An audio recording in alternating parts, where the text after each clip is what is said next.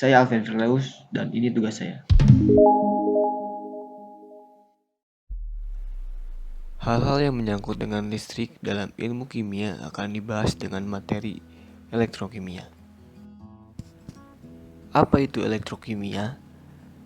Elektrokimia adalah cabang ilmu kimia yang mempelajari tentang peristiwa yang berhubungan dengan kerja listrik dan aliran elektron dalam suatu reaksi kimia. Sel elektrokimia terdiri dari dua elektroda, yaitu anoda dan katoda. Anoda didefinisikan sebagai elektroda tempat terjadinya oksidasi dan katoda sebagai tempat terjadinya elektroda reduksi. Komponen sel elektrokimia lainnya adalah elektrolit yang mengandung ion-ion yang dapat bergerak bebas.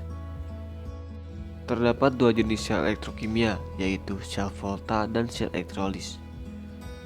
Pada sel volta, reaksi redoks terjadi secara spontan sehingga dapat dihasilkan energi listrik. Sedangkan pada elektrolisis, reaksi tidak terjadi secara spontan sehingga membutuhkan energi listrik agar reaksi redoks dapat berlangsung. Pada video ini, kita akan membahas sel elektrokimia ke-1 yaitu sel volta.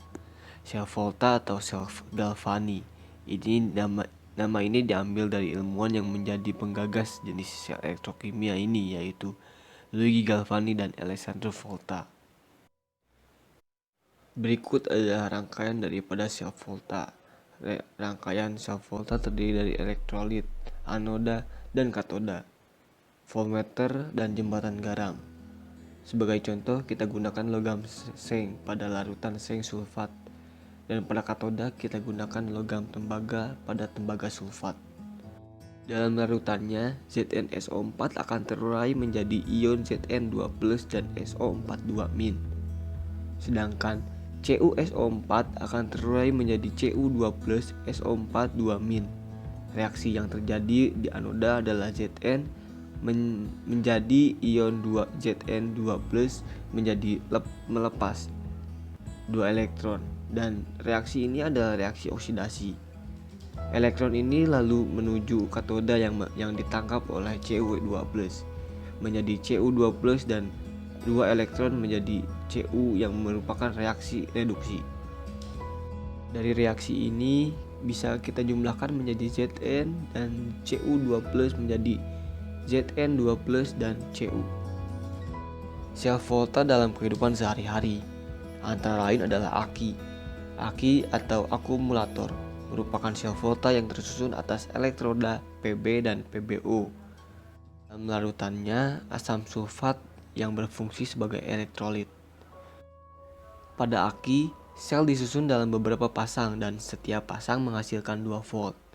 Aki umumnya kita temui memiliki potensial sebesar 6 volt atau kecil sebagai sumber arus pada sepeda motor dan 12 volt atau besar untuk mobil. Aki merupakan sel yang dapat diisi kembali sehingga aki dapat dipergunakan secara terus-menerus. Sehingga ada dua mekanisme reaksi yang terjadi. Reaksi penggunaan aki merupakan sel volta dan reaksi pengisian menggunakan arus listrik dari luar seperti peristiwa elektrolisis.